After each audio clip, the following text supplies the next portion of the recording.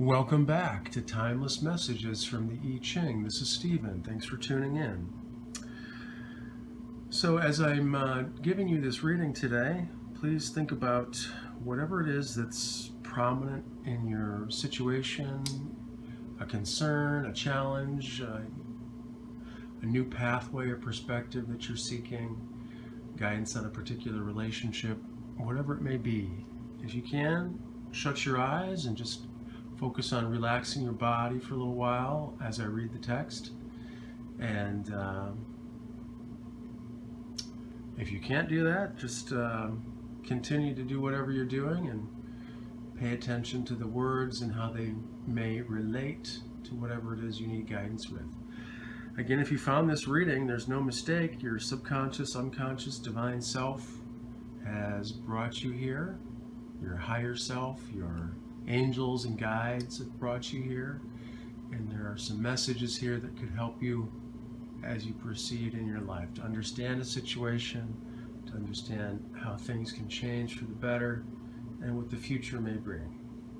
So without further ado, the question as always is, what are the most beneficial messages for the viewer? Most beneficial messages for the viewer. Most beneficial messages for the viewer. Most beneficial messages for the viewer. Okay. 3, 6, 9.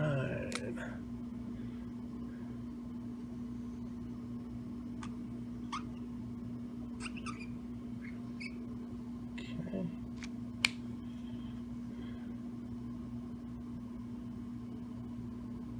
There we go. That's a little better.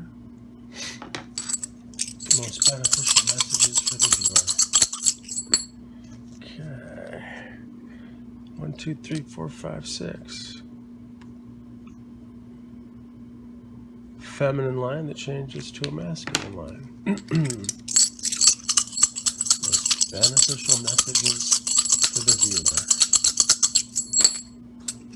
viewer. 3, 4, 5, 6, 7, 8.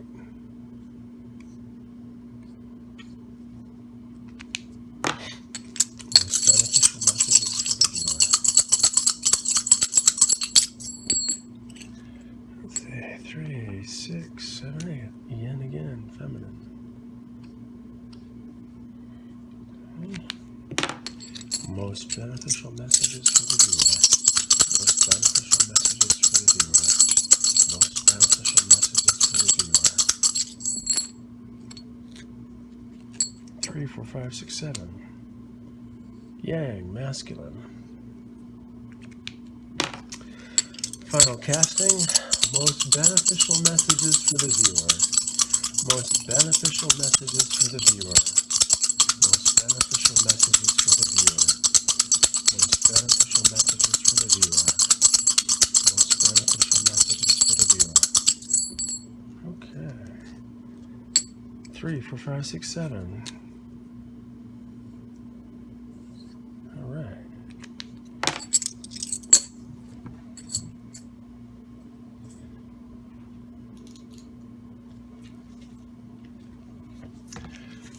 Here we have Yang, Yang, Yin. This is the top trigram. 3 lines are trigrams. It's the bottom trigram of 3 lines. 2 trigrams together form a hexagram, which is 6 lines. This can oftentimes be seen as painting the current situation that you find yourself into. This can be a helpful insight, these changing lines, into the details of your situation.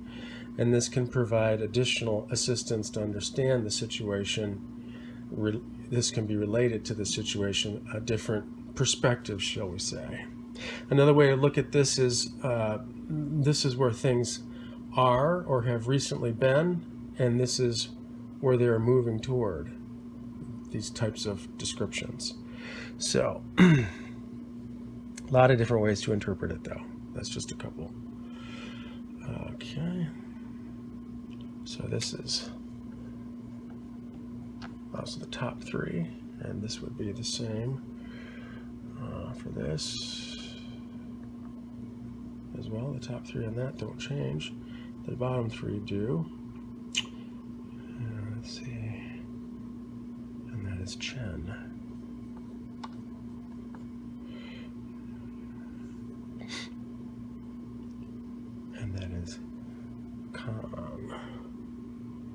I'll just put it right here. Tuck it in there like that. Okay.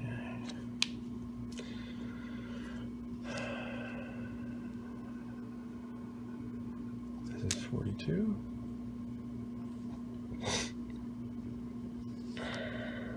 Make sure that's correct. Yep, 42 and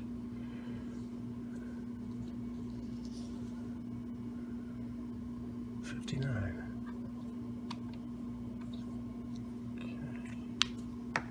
Let's find out their names and what's going on here.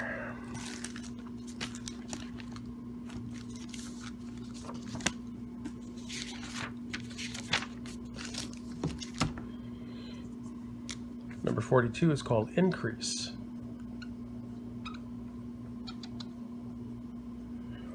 And let's find out what number 59 is. Dispersion.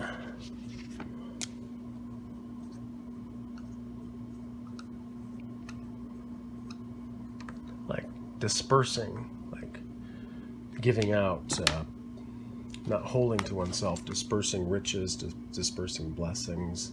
You can think of it as dispensing, dispersion.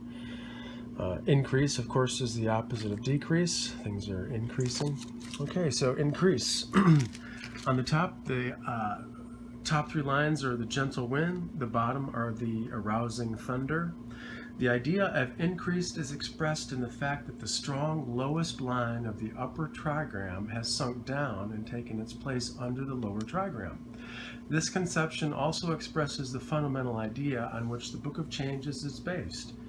To rule truly is to serve. A sacrifice of the higher element that produces an increase of the lower is called an out and out increase. It indicates the spirit that alone has power to help the world. The judgment, increase, it furthers one to undertake something. It furthers one to cross the great water. Sacrifice on the part of those above for the increase of those below fills the people with a sense of joy and gratitude that is extremely valuable for the flowering of the commonwealth.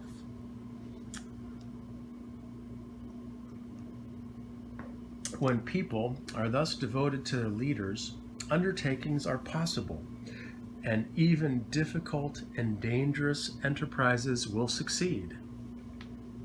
Therefore, in such times of progress and successful development, it's necessary to work and make the best use of the time. This time resembles that of the marriage of heaven and earth, when the earth partakes of the creative power of heaven, forming and bringing forth living beings. The time of increase does not endure, therefore it must be utilized while it lasts. So the idea of capitalizing on this particular time of increase is emphasized. The image, wind and thunder. So we have wind on the top, thunder on the bottom again. The image of increase. Thus the superior person, if they see good, they imitate it. If they see faults, they rid themselves of those faults. While observing how thunder and wind increase and strengthen each other, a person can note the way to self-increase and self-improvement. When they discover good in others, they should imitate it and thus make everything on earth their own. If they perceive something bad in themselves, let them rid themselves of it. In this way, the person becomes free of evil. This ethical change represents the most important increase of personality. And the lines, 9 in the first place, right here. 9 at the beginning means it furthers one to accomplish great deeds, supreme good fortune, no blame. If great help comes to a man or a woman from on high, this increased strength must be used to achieve something great for which this person might otherwise never have found the energy or readiness to take responsibility. Great good fortune is produced by selflessness, and in bringing about great good fortune, a person remains free of reproach or blame. 6 in the second place means someone does indeed increase this person. 10 pairs of tortoises cannot oppose it. Constant perseverance brings good fortune. The king presents the person before God. Good fortune. A person brings about real increase by producing in themselves the conditions for it, that is, through receptivity to and love of the good.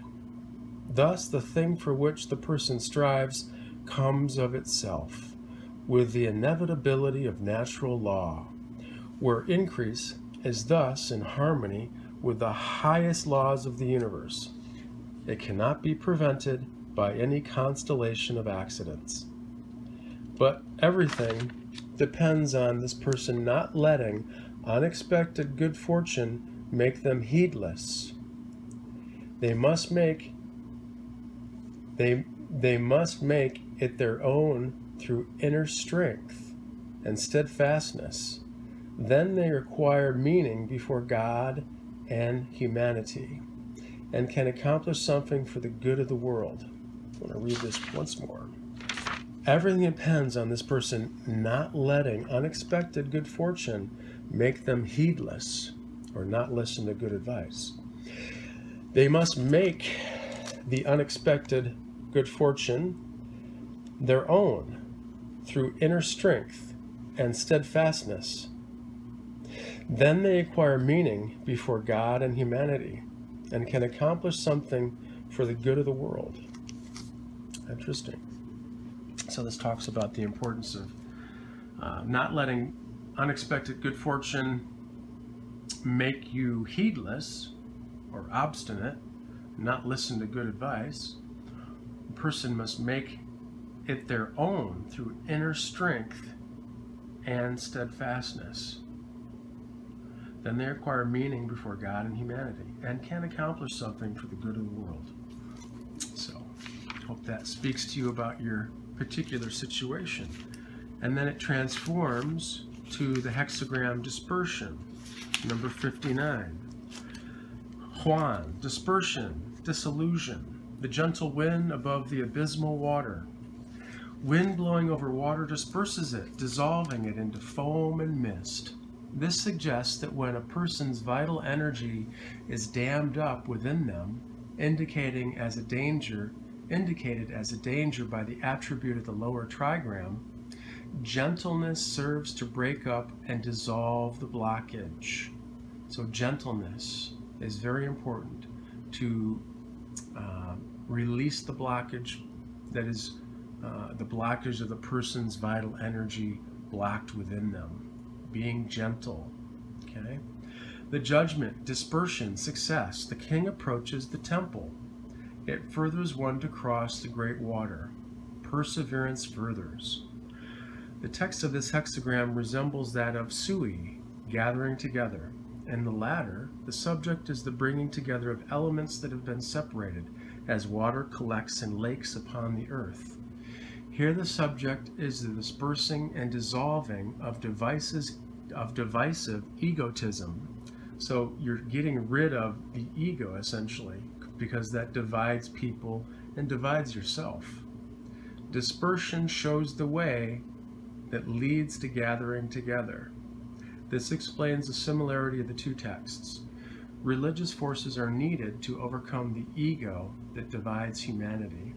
The common celebration of the great sacrificial feasts and sacred rites, which gave expression to the interrelation and social articulation of family and state, was the means used by the great rulers to unite humanity.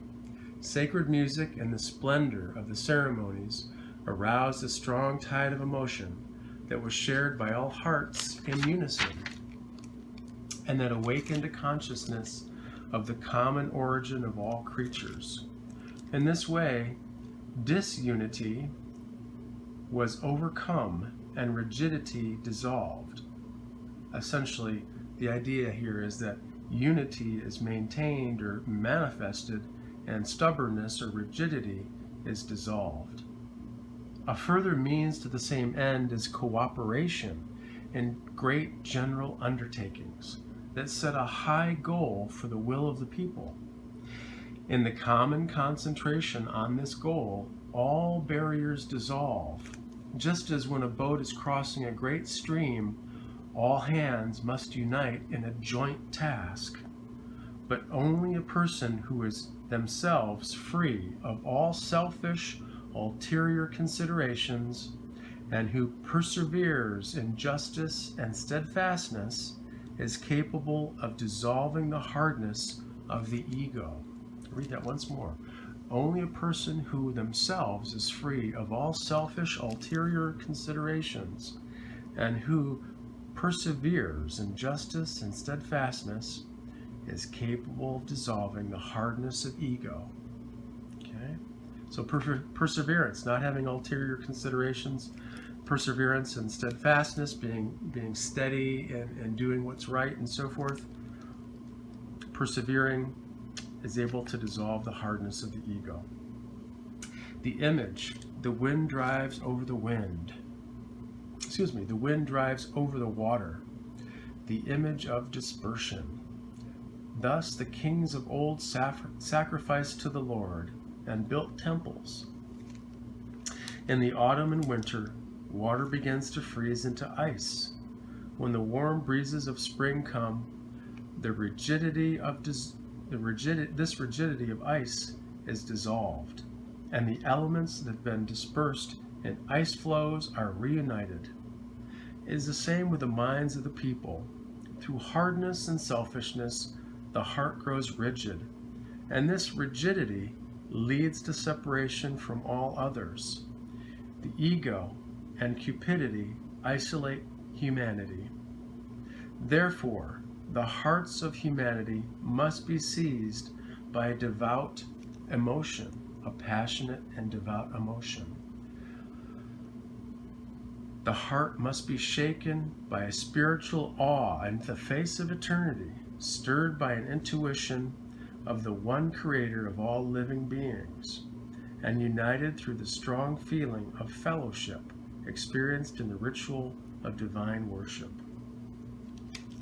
So here in dispersion, we have the idea of gentleness and dispersing the ego, dissolving the ego to break up a blockage within oneself, in one's vital energy.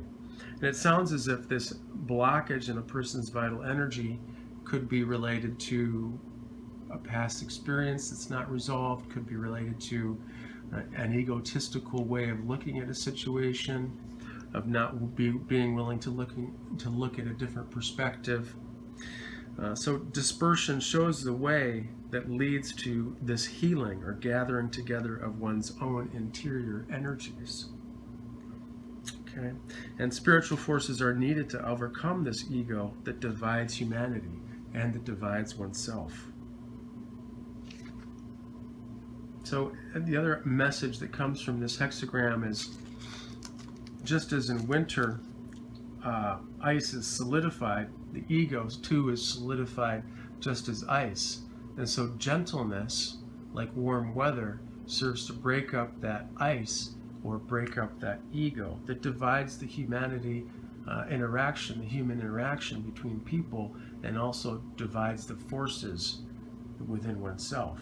So if that ego, if that vital force can be unblocked, then the energy flow is much better between others and within oneself. Cooperation is important for great undertakings, so if you have someone that can help you, that may be wise to ask for help. And it's important to remain free of all selfish motives or considerations, and to remain steadfast and persevere. And this will help you dissolve the hardness of the ego, if you can allow yourself not to have these ulterior motives or considerations, and to persevere in being steadfast. Okay? So the ego, again, tends to isolate humanity, tends to create separation. We think so highly of what our ego brings to us so often that it separates us from others in a way that's negative.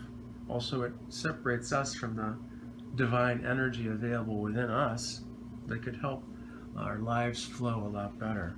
So be aware that spiritual forces are needed to help dissolve this egotism, and in doing so, the best path is gentleness. Not pushing hard, but gentleness, just as warm weather melts ice. I hope that this message or these messages have been helpful to your current situation. It could be beneficial for you to listen to this message once again or twice, and perhaps take some notes on this message. Listen to it again before falling asleep, and perhaps again during your day tomorrow or the next day, and see how you can apply these messages to your current situation. If you'd be interested in scheduling a I Ching reading that's personalized for your current situation, feel free to get in touch with me. Details about readings are under the description heading. Okay? Thanks again for tuning in, and take care of yourself.